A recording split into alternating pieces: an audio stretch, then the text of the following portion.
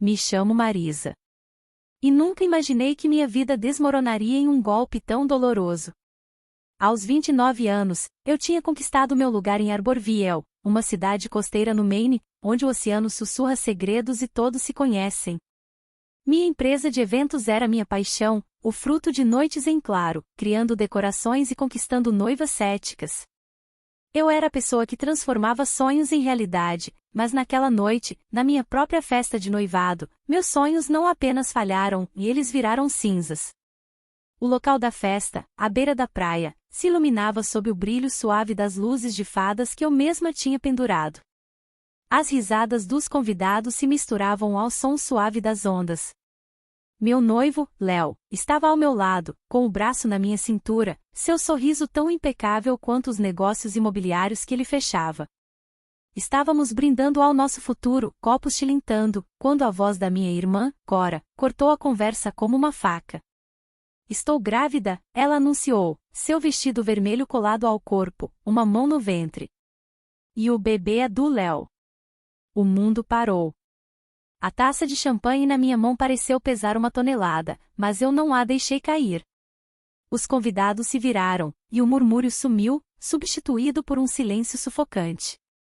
O aperto de Léo em mim se afrouxou, o rosto dele perdendo toda a cor. Cora estava parada, de queixo erguido, com lágrimas nos olhos para dar um toque dramático. Minha irmã sempre teve um talento para o teatro. Mas essa era uma atuação que eu não tinha previsto. Ou talvez sim. Crescendo em Arborville, eu era silenciosa, a que resolvia tudo. Quando a Cora pegava meu carro e o devolvia com um amassado, eu pagava o conserto. Quando ela convencia meus clientes a contratá-la para trabalhos por fora, e depois os abandonava, eu que tinha que arrumar a bagunça.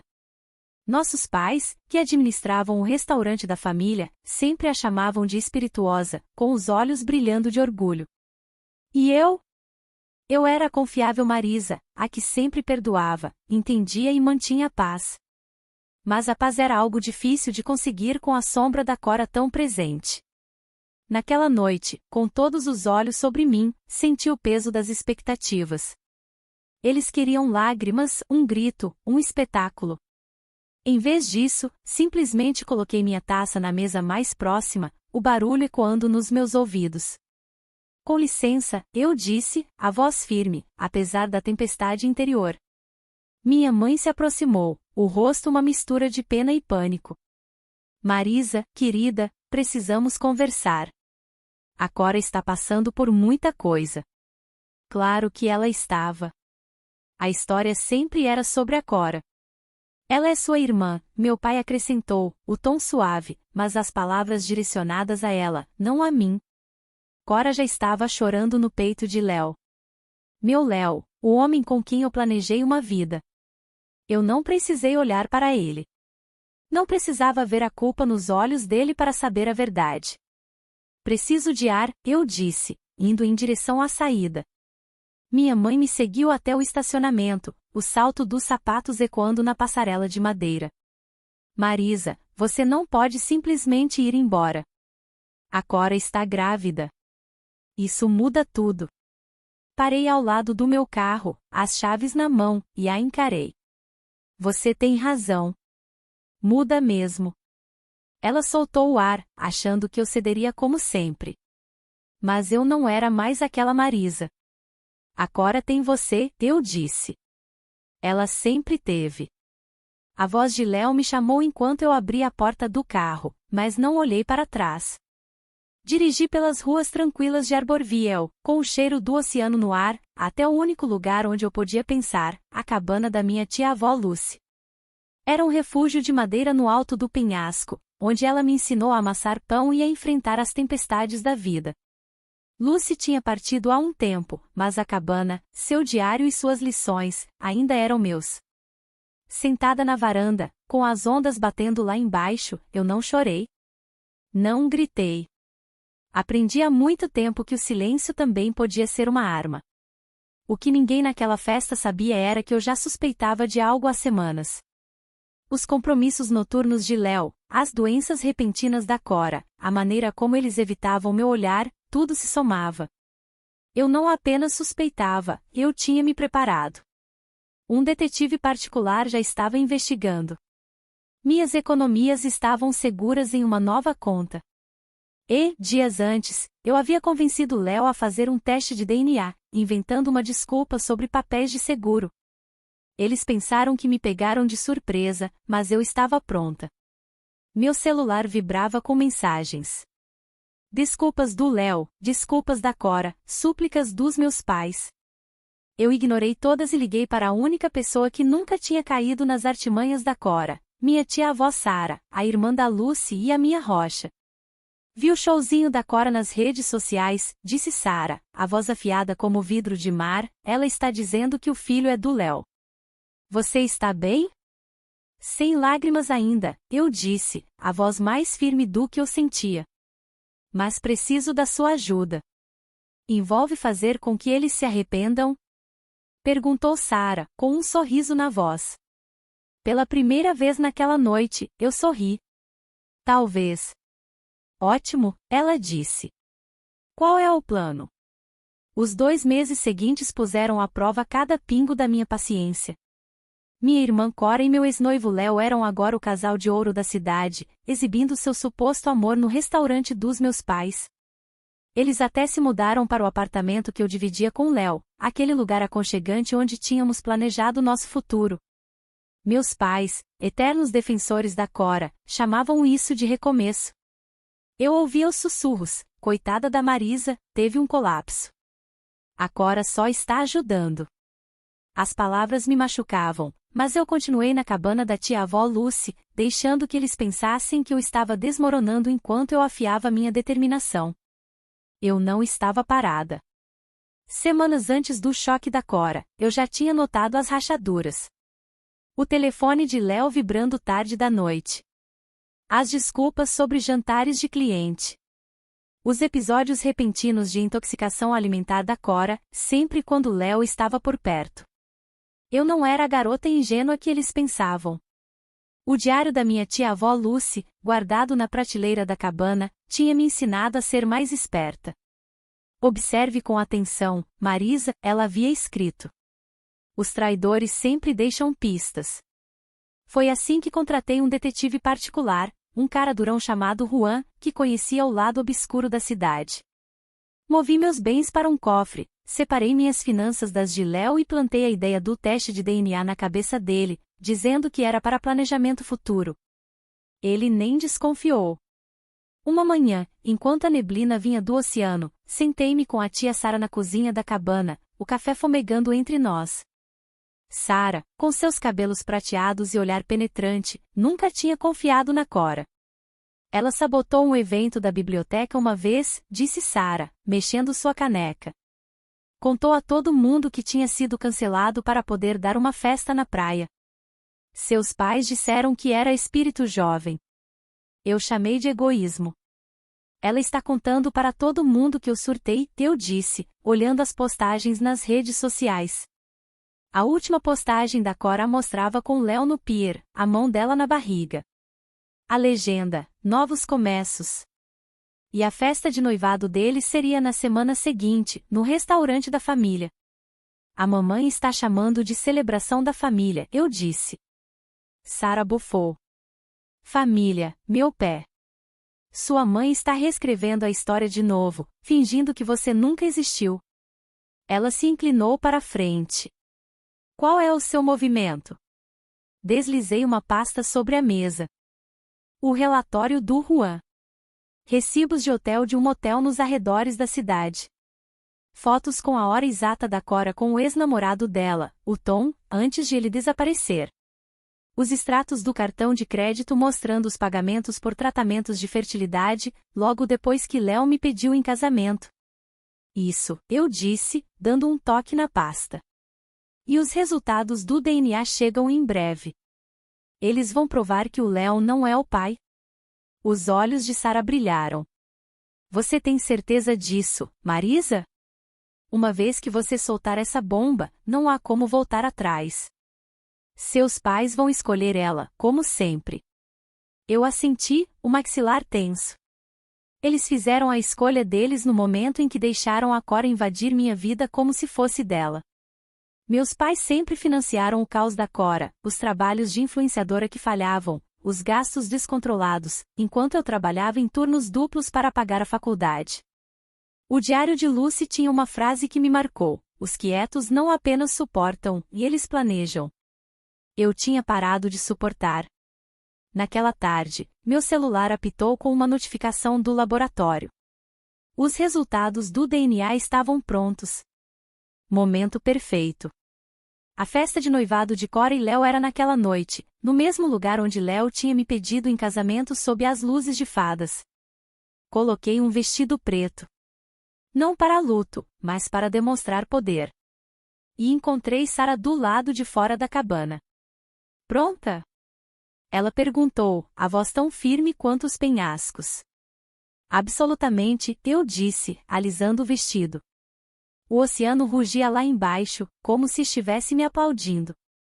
O restaurante estava cheio de conversas e copos tilintando, com o cheiro de mariscos fritos e sal marinho no ar. A festa de noivado de Cora e Léo estava a todo vapor. O pátio do restaurante estava decorado com lanternas e flores, sem dúvida, um toque da minha mãe. Fiquei na entrada, com minha tia-avó Sarah ao meu lado, meu vestido preto uma rebelião silenciosa contra o brilho festivo. Lá dentro, a risada da Cora soava alta e forçada, enquanto minha mãe a apresentava como nosso futuro brilhante. Léo estava tenso, com um sorriso forçado. Eles achavam que tinham vencido. Marisa, minha mãe disse, me avistando, seu sorriso sumindo. Este é um evento particular. Não ficarei muito tempo, eu disse, a voz calma, mas firme. Só vim entregar um presente. Cora se adiantou, com a mão na barriga e os olhos semicerrados. Você não causou drama suficiente? Estamos comemorando. Eu sorri, lembrando das palavras de Lucy, deixe-os pensar que venceram, e depois mostre que perderam. É um presente especial, eu disse, tirando um envelope da bolsa. Para o casal feliz. O rosto de Léo ficou pálido. Esse é o teste de DNA, ele gaguejou. Era para o seguro, certo? Assuntos de família devem ser compartilhados abertamente, eu disse, repetindo uma frase favorita da minha mãe. Não é, mãe. A boca dela se abriu, mas nenhuma palavra saiu. Meu pai se aproximou, o rosto vermelho. Marisa, pare com isso. Você está fazendo uma cena. Não, eu disse, a voz firme como a maré. A Cora fez uma cena na minha festa de noivado. Eu só estou terminando o que ela começou. Abri o envelope devagar, saboreando o silêncio que tomou conta do ambiente. Estes resultados mostram que o Léo não é o pai do seu bebê, Cora. O rosto da Cora perdeu a cor, e a mão dela caiu do ventre. Léo se virou para ela, a confusão se transformando em fúria. O que ela está falando? Tirei outro documento. O relatório do Juan. Seus registros médicos, Cora. Tratamentos de fertilidade com o Tom, seu ex. Logo depois que Léo me pediu em casamento. Você planejou isso quando o Tom te deixou, não foi? Você viu a minha felicidade e quis para você. A voz de Léo falhou. Você mentiu sobre o bebê. Sobre nós. Cora começou a chorar. A tática de sempre. Eu estava com medo. O Tom me deixou e eu pensei que você me amaria, Léo. A voz dela se partiu, mas eu não me comovi. Já tinha visto aquelas lágrimas de crocodilo muitas vezes.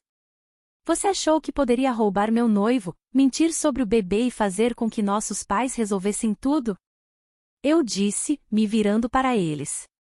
Eles estavam paralisados, minha mãe segurando um guardanapo, meu pai olhando para o chão.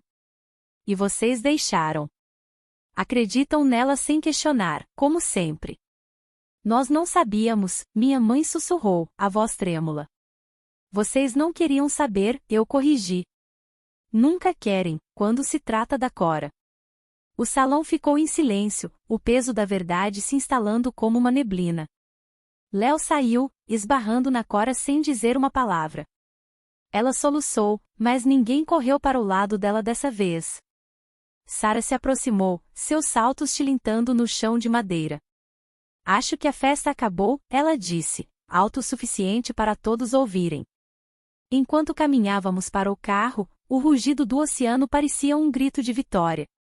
Lucy teria se orgulhado. Mas esse não era o fim. O teste de DNA era apenas o primeiro ato. As consequências da festa de noivado de Cora e Léo se espalharam por Arborville como um incêndio. Léo se mudou do nosso antigo apartamento no dia seguinte, deixando Cora sozinha com suas mentiras desmoronando. Tom, o pai de verdade, não queria saber de nada com ela ou com o bebê. Meus pais, que construíram um mundo deles em torno do charme da Cora, ficaram tentando salvar as aparências. Mas eu não tinha terminado. A verdade que eu tinha descoberto era só a superfície, e minha tia-avó Sarah estava prestes a cavar mais fundo. Uma noite, durante o jantar na cabana, Sarah soltou uma bomba. Seus pais estão bancando as loucuras da Cora há anos, ela disse, deslizando uma pilha de extratos bancários sobre a mesa. Lucros do restaurante, Marisa. Dinheiro destinado ao negócio da família. O seu negócio também. Foi tudo para as faturas de cartão de crédito da Cora, incluindo aquelas estadias no motel com o Tom enquanto você estava noiva. Eu encarei os números, meu peito apertando. Eu tinha dedicado meu coração ao restaurante na adolescência, servindo mesas, cuidando da contabilidade, enquanto Cora festejava e acumulava dívidas. Meus pais sempre diziam que as despesas dela eram temporárias, que ela se encontraria. Mas esses extratos contavam uma história diferente. Milhares desviados para cobrir o estilo de vida dela, enquanto eu pagava minha própria faculdade. Eles sabiam? Eu perguntei, a voz mal saindo. Eles desconfiavam, disse Sarah, com os olhos gentis, mas firmes. Mas questionar a Cora nunca foi o jeito deles. Você era a pessoa em quem eles se apoiavam, Marisa. A que eles esperavam que carregasse o fardo. Doía mais do que eu esperava. Pensei em todas as vezes que fiquei até tarde no restaurante cobrindo turnos para meus pais poderem tirar a Cora de mais uma crise. O diário de Lucy havia me avisado, a família pode te trair com o amor tanto quanto com as mentiras. Eu só não tinha percebido o quão fundo essa traição ia. Alguns dias depois, minha mãe me encontrou no mercado local, com os olhos cansados. A Cora não está comendo, ela disse, segurando uma sacola de compras. Ela precisa da irmã dela. Continuei escolhendo tomates, evitando o olhar dela. Ela precisa enfrentar a verdade. Algo que vocês nunca a fizeram fazer. Cometemos erros, ela admitiu, a voz trêmula. Mas ela ainda é sua irmã. E eu ainda era sua filha, eu disse, finalmente olhando para ela. Toda vez que você escolheu ela, você me perdeu um pouco mais. Ela não teve resposta. Eu me afastei, o peso de anos se dissipando a cada passo. Mas a virada real veio uma semana depois, quando Sarah chegou com um envelope da caixa de depósito de Lucy. Sua tia-avó te deixou mais do que a cabana, ela disse, espalhando documentos sobre a mesa. Era um fundo de investimento para o meu casamento e futura casa, com uma carta na caligrafia de Lucy. Minha querida Marisa, se você está lendo isso, eles te levaram longe demais.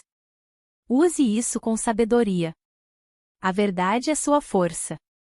Havia também registros. Cada centavo que meus pais tinham tirado da Lucy para cobrir as dívidas da Cora estava meticulosamente anotado. Lucy sabia, mesmo naquela época, que um dia eu precisaria de uma alavanca. Com a carta de Lucy em minhas mãos, eu soube o que fazer. Meu advogado enviou cópias dos registros financeiros para meus pais, com um bilhete simples. A verdade sempre encontra um caminho. 2 dias depois, a Cora voltou para casa. Os sonhos de uma vida perfeita com Léo em ruínas. Meus pais não podiam mais negar o papel deles. Anos de omissão com as mentiras da Cora tinham cobrado seu preço. Meu pai ligou, a voz pesada. O que você quer de nós, Marisa? Nada, eu disse. E eu realmente sentia isso. Não preciso mais de nada de vocês. Essa foi minha vitória. Não foi destruí-los, mas cortar os laços que me prendiam. Vendi minha parte do restaurante, aquele que um dia amei, mas que agora via como um símbolo do favoritismo deles. Com o fundo de Lucy à venda, comprei um terreno perto da cabana, um celeiro antigo que transformei no Refúgio Dourado, um espaço para casamentos com vista para o Atlântico. Era o sonho que eu tinha enterrado para agradar meus pais. O que Lucy sempre me incentivou a buscar. Crie a alegria, Marisa, ela havia escrito. Esse é o seu poder. Minha tia-avó Sara me ajudou na reforma. Seu humor afiado me mantinha com os pés no chão. No dia da inauguração, ela me deu um presente, o diário de Lucy encadernado em couro, com uma nova inscrição, para Marisa, cuja força silenciosa fala mais alto que qualquer tempestade. Guardei os resultados do teste de DNA em uma gaveta, não como uma ferida, mas como prova da minha resiliência. O bebê da Cora nasceu não muito tempo depois, e eu ouvi, pelas fofocas de Arborville, que ela estava lutando como mãe solteira. Meus pais estavam mais quietos agora, o restaurante cambaleando sem a minha ajuda. Eu não me vangloriei. As escolhas deles eram responsabilidade deles. Léo enviou um convite de casamento de Boston, para onde se mudou para um novo emprego. Mandei de volta, sem abrir. Algumas portas é melhor deixar fechadas. Agora, sentada na varanda da cabana, com o pôr do sol pintando o oceano de dourado, sinto a presença de Lucy. O diário dela me ensinou que a vitória não está em vencer batalhas. Está em escolher seu caminho e percorrê-lo sem desculpas. O Refúgio Dourado está prosperando. Cada casamento é um lembrete de que estou construindo algo verdadeiro. A traição da Cora não me quebrou. Ela me libertou. Obrigada por ouvir a história de Marisa. Se você gostou desse vídeo, por favor curta e compartilhe para nos apoiar a trazer mais histórias inspiradoras, e se inscreva no canal para não perder nenhum lançamento. Até o próximo vídeo.